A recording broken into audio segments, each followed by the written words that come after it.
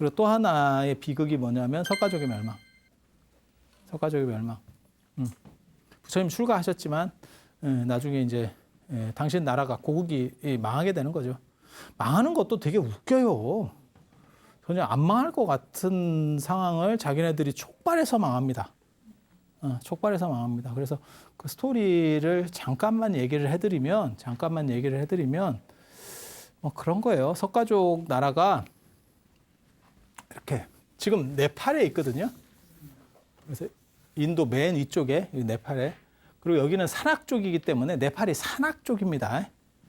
그러니까 히말라야 가시는 분들이 대부분 네팔 쪽 뭐 이렇게 해서 가거든요. 산악이고 여기가 약간 산이니까 폐쇄적인데요. 그래서 세상 물자 잘 모르고 이게 물류통 잘 안 되고, 그리고 대도시들은 대부분 다 이 겐지스 강 쪽에 이렇게 붙어 있죠. 강이 있어야 이렇게 교역을 하면서 대도시들이 발전하는 거죠. 그래서 그 발전한 대도시를 중심으로 해서 마가다국, 코살라국이라고 하는 이쪽에 마가다국, 이쪽에 코살라국이 있는 거고, 이 코살라가 이렇게 이제 점점 먹어 들어오는 거예요. 세력이 커지는 거예요. 그때 코살라국의 왕이 뭐라고 얘기했냐면 좋은 얘기를 했어요. 석가족에게. 석가족 나라는 우리식으로 말하면 중국과 조선의 관계라고 생각하시면 돼요. 뭐라고 얘기했냐면 그쪽에 공주를 보내주면 내가 부인으로 삼겠다. 뭐라고 하냐면 이 코살라국은 그 당시에 이제 사회가 개방이 됐었기 때문에 혈통이 좀 흔들려요. 그러니까 계속 종래혼만 하는 게 아니고 이제 여러 이제 다른 신분들이 이렇게 설통이 들어온다고. 그리고 석가족 같은 경우는 변방에 이렇게 총구석에 있다 보니까 자기네들끼리 종래혼을 하는 거예요. 그러니까 우리는 순수 혈통이고 쟤네는 지저분한 천한 혈통이야 이렇게 생각한 거예요. 그래서 우리 공주를 보낼 수 없어. 그래서 뭘 보내냐면 그 당시에 마하나미 왕이었는데, 나 왜 이렇게 행동을 하는지도 모르겠고, 이게 부처님 사촌 동생이에요. 이 마하남에 딸을 보내요. 딸을 보내는데 그럼 공주 아닙니까? 공주는 공주인데 홍길동 공주를 보내요. 어머니가 이제 약간 천한, 그게 이제 종모법이라 해서 어머니의 신분을 따르거든요. 그러니까 우리 조선도 그랬었잖아요. 아버지가 신분이 높아도 어머니 신분이 낮으면 그는 서자가 되잖아요. 그죠? 뭐 그렇게 떨어져 버리잖아요. 그렇게 해서 천한 사람을 보내서 결혼을 하게 돼요. 그래서 코살라국 왕 사이에 이제 누가 나오냐면 그 유명한 비우리 왕이 나와요. 비우리 왕이 나오고 얘가 자기 외갓집이라고 어렸을 때 이렇게 놀러 와요. 놀러 와요. 이 사건 어떻게 보면 굉장히 좀 너무 희한한 사건이에요. 희한한 사건. 그리고 그때 석가족에서는 공회당을 짓고 있었대. 그리고 테이프 끊기 전에 귀족들, 석가족의 귀족들하고 저 비우리 왕자하고 같이 이렇게 애들이니까 뛰어놀다가 그때 이제 그 공회당을 짓고 테이프 끊고 그 자리에 부처님을 제일 먼저 모셔서 설법을 하려고 했는데 비우리가 대국의 왕자니까 자기가 건방지게 앉은 거예요. 앉으니까 석가족 애들은 알고는 있었는데, 제가 좀 천한 애라는 걸 알고 있었는데 말을 못하고 있었는데, 저 천한 게 길 닦아놓으니까 뭐 미친놈 지나간다고 저게 지금 재수없게 부처님 모셔갖고 테이프 끊으려고 하는 건물에 저게 뭐 하는 짓이야? 이래가지고 기록에는 정확하게 안 나오는데 상황상 애들이 좀 팬 것 같아. 애들이니까. 뭔 뜻인지 아시겠어요? 그때 저 비우리 왕자가 이를 갈았대. 내가 왕이 되면 어떻게 해서든지 너네 다 죽인다. 내가 무조건 너네는 죽인다. 이렇게 이를 갈았대. 그렇게 이를 갈 정도면 맞았다는 기록이 안 남아도 맞았을 거예요. 그냥 옥신각신 해가지고는 그 정도까지 원한 관계가 안 돼요. 그리고 이 비우리 왕자가 결국 정변을 일으켜서 왕이 되고 난 뒤에 처음으로 한 게 군대를 이끌고 석가족을 전멸시키러 와요. 전멸시키러 와요. 그때 사립을 못 건 여인이 살아계셨던 때고, 사립을 못 건 여인이 이게 순서대로입니다.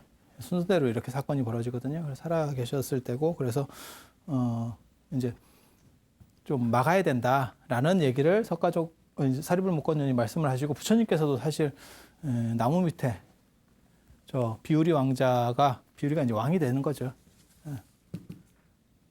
왕자에서 왕이 됐는데 이 사람이 군대를 끌고 올 때 부처님이 나무 밑에 앉아 계세요. 이렇게.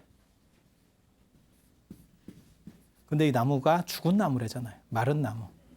그러니까 비우리가 그걸 보고, 그리고 인도의 룰에는 전쟁터에 나갔을 때 수행자를 만나면 더 이상 진군하지 않는다는 룰이 있어요. 왜? 재수가 없다고 생각해요. 수행자는 비폭력적이기 때문에 전쟁을 하러 나가야 되는데 수행자를 보면 재수가 없어서, 그러니까 질 거라고 생각하는 거예요. 그래서 일단 쉬고 조금 이렇게 지났다가 다시 진군하는 룰이 있어요. 무슨 뜻인지 아시겠어요? 뭐 그럴 것 같기도 하잖아요. 그래서 사람을 죽이러 가는데 비폭력적인 사람을 보니까 이거는 우리한테 좀 불길한 일인데, 이렇게 해서, 그래서 부처님인 걸 알고 말에서 내려서 물어봤다는 거잖아요. 왜 부처님께서는 하필 나뭇잎이 무성한 나무들이 있는데 죽은 나무 밑에 앉아 계세요? 라고 하니까 부처님께서 그때 굉장히 슬픈 얘기를 합니다. 친족의 그늘은 시원하다. 그게 내 가족을 살려줘. 내 친척들을 살려줘. 라고 하는 뜻이에요. 그렇게 해서 한번 비우리가 그러면 물러나. 그래서 또 다시 진군을 해요. 그래서 그 다음 날에 또 나가 계시고, 세 번째 때 부처님이 더 이상 안 나가시는 문제가 벌어져요. 더 이상 안 나가시는 문제가 벌어지고, 결국 저게 이제 원한 관계이기 때문에 결국 전멸을 당합니다. 그때 이제 마하남이 나와서 저게 굉장히 재밌는 이야기거든요. 마하남이 저게 전쟁을 벌려서 이길 수 있는 상황이 아니에요. 저 나라 규모 자체가 완전히 다르다니까. 그래서 마하남이 어떻게 보면 자기 외할아버지잖아요. 그리고 왕이고. 그래서 그 마하남이 뭐라고 얘기하냐면, 비우리 왕한테 내가 거기 왕성 앞에 연못이 있었다는 거예요. 큰 연못이 있었다는 거예요. 내가 이 연못 속에 들어갔다가 나올 때까지만 진군을 멈추고 그때 도망가는 사람을 살려달라. 라고 하는 거예요. 그러니까 그 물속에 들어갔다 나오는 시간만. 해녀라도 한 5분 이상 쉽지 않을 거예요. 그죠? 그리고 5분 동안 도망가 봐야, 민간인들이 도망가 봐야 군인이 금방 쫓아가요. 그러니까 뭐 외할아버지니까 그 정도 얘기는 들어주는 거죠. 근데 굉장히 저 양반이 큰 결단을 해요. 물속에 들어가자마자 자기 상투를 풀어서 물풀에다가 놓고요. 자살하는 거예요. 자살하는 거예요. 작정하고 들어간 거예요. 그래서 그렇게 들어가니까 안 나와요. 이태백이 달 따러 들어간 것처럼 안 나와요. 그래서 그때 사람들이 이동을 해서 도망간 사람들이 나중에 인도 쪽 카필라바스투를 다시 만듭니다. 그래서 네팔 쪽에 카필라바스투가 있고 인도 쪽에 카필라바스투가 있는 거예요. 그리고 이 마하남이라는 사람이 자바함경에 보면 재밌는 이야기가 있어요. 저 사건 벌어지기 전에 저는 저 마하남의 저 행동은 굉장히 높은 행동이라고 생각을 하거든요. 자기 어떻게 보면 첩달을 보낸 거는 굉장히 잘못된 행동이고, 저 마지막으로 책임질 수 있는 저 행동은 지금 유정자들이 갖춰야 될 노블리스 오블리주의 어떤 최대의 그 모습을 보였다고 생각을 해요. 그리고 자바함경에 보면 그런 얘기가 나와요. 자바함경에 보면 저 사건이 있기 훨씬 전에 부처님을 만나서 마하남이 그렇게 물어봐요. 나는 죽으면, 그러니까 사촌 형이에요. 혈연으로는 사촌 형이에요, 부처님이. 나는 죽으면, 지금은 자기가 왕이지만 죽으면 어디로 갈까요? 라고 물어봐. 궁금하겠지. 이제 나이도 자기도 나이가 되니까. 그러니까 부처님께서 뭐라고 말씀하시냐면 반듯한 나무가 있고 이 세상에는 이렇게 휜 나무가 있대. 자빠져 있는 나무가 있대. 반듯한 나무는 뱄을 때 어디로 자빠질지는 벨 때의 상황과 관련되는 거예요. 그런데 이렇게 굽은 나무는 어떻게 베도 도끼를 이렇게 찍든 휘어진 쪽으로 넘어진다 라는 얘기를 해요. 그러면서 너는 평소에 충분히 공덕을 지어서 선하게 살았다. 너는 구분나무다. 그렇기 때문에 절대 큰 문제가 생기지 않을 거다. 이런 얘기를 해요. 그리고 저는 이 얘기가 나중에 마하남이 저렇게 노블리스 오블리주라는 걸 실천하는 데 있어서 굉장히 힘이 됐을 거라는 생각을 해요. 내가 죽은 뒤에 큰 문제는 없어 라고 하는 뭔가 확신이 있는 상황에서 나는 우리 백성들을 한 명이라도 살려야 되는 쪽으로 나아가기가 쉬웠을 거라고 생각을 해요. 그래서 이때 마하남이 죽고 이제 석가족이 잡힐 수 있는 사람까지 다 잡혀서 전멸해요.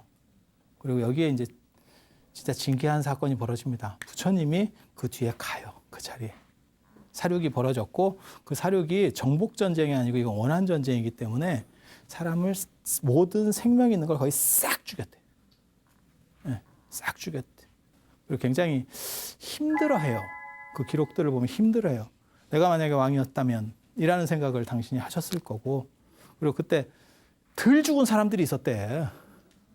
죽어가는 사람들, 숨이 아직 덜 끊어지는 사람들. 그 사람이 부처님인 걸 알고 이제 도와달라고 자꾸 하는 거예요. 그래서 그 사람들을 위로하는 법문을 해주시고 그때 부처님께서 굉장히 안 좋은 이제 말씀을 하십니다. 저 비우리 왕은 비수다따는 몇 월 며칠 몇 시에 불에 타 죽는다. 라고 하는 얘기를 합니다. 그 얘기를 듣고 이 비우리 왕이 나중에 그걸 전해 듣고 굉장히 이제 쫄이죠. 그래서 시간까지 정해줬으니까 배 타고 호수로 들어가요. 불에 타 죽는다 했으니까. 불 나면 물로 뛰어들어오면 되니까. 날짜, 시간까지 정해주니까. 그렇게 해서 그때 호수 속에 들어갔더니 화산 폭발해서 죽었다는. 이게 흥미로운 얘기예요. 굉장히 흥미로운 얘기예요. 그렇게 해서 최후를 맞춰요. 그래서 그게 두 번째 비극, 석가족의 멸망이라는 두 번째 비극이고 이 사건이 끝나고 난 뒤에 사리불목건년이 돌아가셔요. 열반에 듭니다. 사리불목건년은 부처님보다 연세가 더 많습니다. 그래서 이 세 가지가 굉장히 큰 충격을 부처님한테 줘요. 그리고 이 사리불목건년이 돌아가신다는 건 뭐냐면 사리불목건년하고 제바달다가 경쟁을 해서 제바달다가 벌써 나갔잖아. 그리고 사리불목건년에게 의지를 하고 있었는데 사리불목건년이 먼저 열반에 드신 거예요. 그때 부처님이 야 이거 어떡하지? 라는 생각을 하셨는가 봐.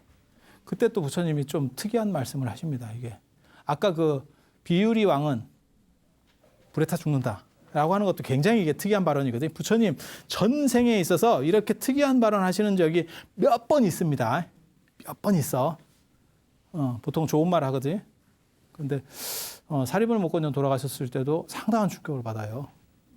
그래서 포살을 하고인데 포살 이제 보름에 이렇게 포살 초하루 보름에 포살하거든요. 원래 스님들이 다 모여가지고 계율 같은 거 이렇게 암송하고 뭐 이렇게 하는 거예요. 그런데 그때 이렇게 딱 부처님이 앉아 계시다가 무슨 얘기를 하냐면 제자들이 이렇게 쫙 있는데 내 교단이 텅 빈 것 같다. 이런 얘기를 합니다. 내 교단이 텅 빈 것 같다. 그거는 사실은 할 말이 아니에요. 굉장히 이질적인 말이거든요. 왜? 여기 있는 사람은 뭐요? 그러니까 사리불목건년이 돌아가시니까 이 상실감을 표현한 거예요. 당신 뜻을 잘 이어서 뭔가를 이렇게 발전시키려고 했는데 그 제자가 먼저 죽어버린 거예요. 그러니까 사리불은 있잖아요. 일반 제자하고 다릅니다. 부처님 경전에서 불교 경전에서 경전은 아니고 대지도론에 보면 부처님을 제외하고 붓다라고 하는 표현이 나오는 건 사리불이에요. 전체 경전을 통틀어서 부처님이라는 표현이 나오는 게 사리불이에요. 그래서 사리불을 제2의 붓다라고 그래요. 제2의 붓다라고. 그래서 부처님이 사실 사리불이 계셨으면 교단을 물려줬을 수도 있다는 생각을 해요. 그런데 사리불이 먼저 돌아가시니까 이 다음 시간에 그런 얘기를 할 거예요. 교단에는 주인이 없다. 모든 사람은 스스로 결정해서 간다. 그게 그 유명한 자등명, 법등명의 이야기예요. 그리고 그러한 룰을 지켜가려고 했었던 게 아난이라고 하는 분이고 거기에 맞서는 또 다른 보수주의자가 있어요. 그게 마아가섭이라고 하는 분이에요. 그런 진기한 이야기가 언제 펼쳐지겠어? 이거는 일반 책에서는 절대 볼 수 없는. 왜? 그래서 제가 그런 얘기 하거든요. 보통 우리가 사찰에 가서 영산회상도를 보면 부처님을 중심으로 마아가섭하고 아난 스님이 이렇게 같이 있어요. 그리고 선종에서는 28조 28조 금구상승설, 쉽게 말해서 28조가 이렇게 계승했다. 신법을 계승했다. 그걸 전등설이라고 하는 거거든요. 등불이 전한 것처럼. 거기 보면 마아가섭이 아난에게 전했다라고 하는데 실제로 이 두 분은 굉장한 라이벌이에요. 굉장한 라이벌. 그리고 약간 앙숙 같은 구조입니다. 그리고 거기서 벌어지는 부처님이 돌아가시고 나서 살아계셨을 때부터 시작해서 돌아가시고 나서 하는 아주 진기한 사건들이 있어. 그래서 부처님의 뜻은 원래는 사립을 아난 쪽에 있었고 그것을 계승하지 못한 제바달다라고 하는 사람은 나갔고 그런데 아이러니하게도 부처님이 열반하시고 나서 교단의 어떤 책임자 비슷하게 된 사람은 마아가섭이에요. 그래서 마아가섭의 엄격주의로 교단이 재편됩니다. 그리고 그 엄격주의에 대해서 끊임없는 비판들이 나오기 시작하는 거예요. 부처님이 그렇게 한 거 아니야 라고 하는 그 과정에서 나타나는 게 다양한 이론들이고 그다음에 부처님에 대한 그리움이고 그런 것들이 계속 흘러가다가 나중에 대승불교까지 넘어가는 그런 사건들이 어디서 펼쳐지겠어요? 지금 여기서. 다음은 아닐 거예요. 지금 이 자리에서 펼쳐질 거예요. 다음에 그렇게 빨리 못 가. 가야 될 길이 멀어요. 그래서 오늘 이상 마치고요. 또 다음 붓다로드에서 재밌고 흥미롭고 그다음에 감동적인 이야기 속으로 여러분들을 모시고 떠나보도록 하겠습니다. 자, 들어주셔서 감사합니다.